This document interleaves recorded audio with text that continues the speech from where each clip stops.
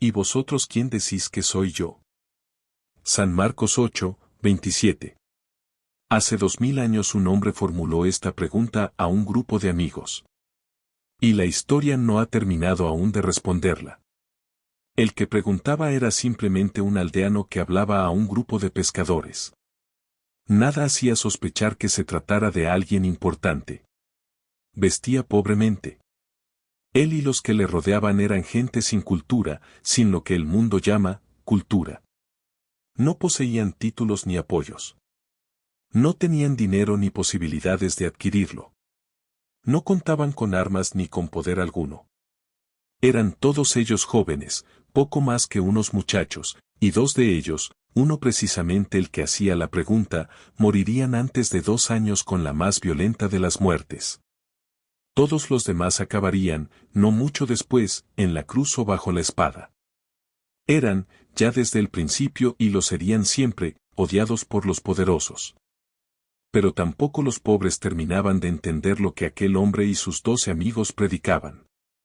Era, efectivamente, un incomprendido. Los violentos le encontraban débil y manso. Los custodios del orden le juzgaban, en cambio, violento y peligroso. Los cultos le despreciaban y le temían. Los poderosos se reían de su locura. Había dedicado toda su vida a Dios, pero los ministros oficiales de la religión de su pueblo le veían como un blasfemo y un enemigo del cielo. Eran ciertamente muchos los que le seguían por los caminos cuando predicaba. Pero a la mayor parte les interesaban más los gestos asombrosos que hacía o el pan que les repartía alguna vez que todas las palabras que salían de sus labios. De hecho, todos le abandonaron cuando sobre su cabeza rugió la tormenta de la persecución de los poderosos y solo su madre y 3 o 4 amigos más le acompañaron en su agonía. La tarde de aquel viernes, cuando la losa de un sepulcro prestado se cerró sobre su cuerpo, nadie habría dado un céntimo por su memoria, nadie habría podido sospechar que su recuerdo perduraría en algún sitio. Fuera del corazón de aquella pobre mujer, su madre, que probablemente se hundiría en el silencio del olvido, de la noche y de la soledad. Y, sin embargo, 20 siglos después, la historia sigue girando en torno a aquel hombre. Los historiadores, aún los más opuestos a él, siguen diciendo que tal hecho o tal batalla ocurrió tantos o cuantos años antes o después de él. Media humanidad, cuando se pregunta por sus creencias, sigue usando su nombre para denominarse. 2000 años después de su vida y su muerte, se siguen escribiendo cada año más de 1000 volúmenes sobre su persona y su doctrina. Su historia ha servido como inspiración para, al menos, la mitad de todo el arte que ha producido el mundo desde que él vino a la tierra.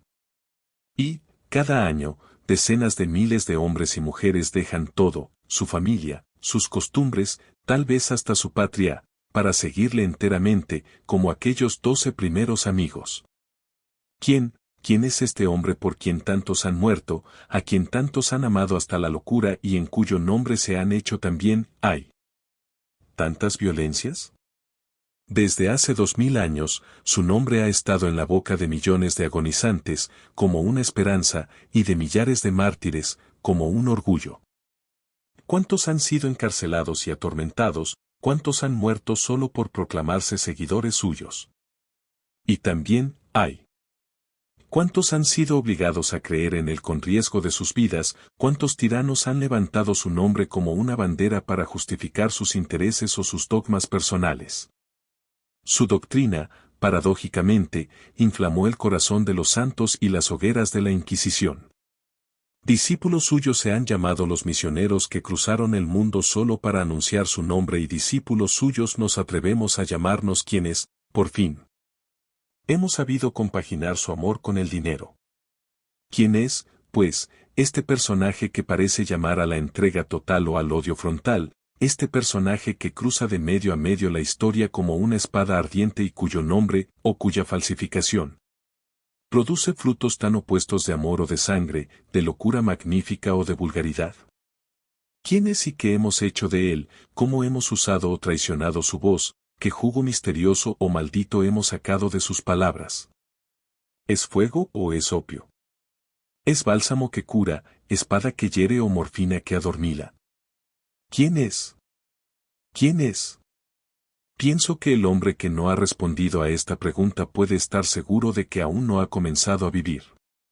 Gandhi escribió una vez: yo digo a los hindúes que su vida será imperfecta si no estudian respetuosamente la vida de Jesús. ¿Y qué pensar entonces de los cristianos, cuántos, Dios mío, que todo lo desconocen de Él, que dicen amarle, pero jamás le han conocido personalmente? Y es una pregunta que urge contestar porque, si Él es lo que dijo de sí mismo, si Él es lo que dicen de Él sus discípulos, ser hombre es algo muy distinto de lo que nos imaginamos, mucho más importante de lo que creemos. Porque si Dios ha sido hombre, se ha hecho hombre, gira toda la condición humana. Si, en cambio, Él hubiera sido un embaucador o un loco, media humanidad estaría perdiendo la mitad de sus vidas. Conocerle no es una curiosidad. Es mucho más que un fenómeno de la cultura. Es algo que pone en juego nuestra existencia. Porque con Jesús no ocurre como con otros personajes de la historia. Que César pasara el Rubicón o no lo pasara, es un hecho que puede ser verdad o mentira, pero que en nada cambia el sentido de mi vida. Que Carlos V fuera emperador de Alemania o de Rusia, nada tiene que ver con mi salvación como hombre. Que Napoleón muriera derrotado en Elba o que llegará siendo emperador al final de sus días, no moverá hoy a un solo ser humano a dejar su casa, su comodidad y su amor y marcharse a hablar de él a una aldehuela del corazón de África. Pero Jesús no, Jesús exige respuestas absolutas. Él asegura que, creyendo en Él, el hombre salva su vida e, ignorándole, la pierde. Este hombre se presenta como el camino, la verdad y la vida, San Juan 14, 6. Por tanto, si esto es verdad, nuestro camino, nuestra vida, cambian según sea nuestra respuesta a la pregunta sobre su persona.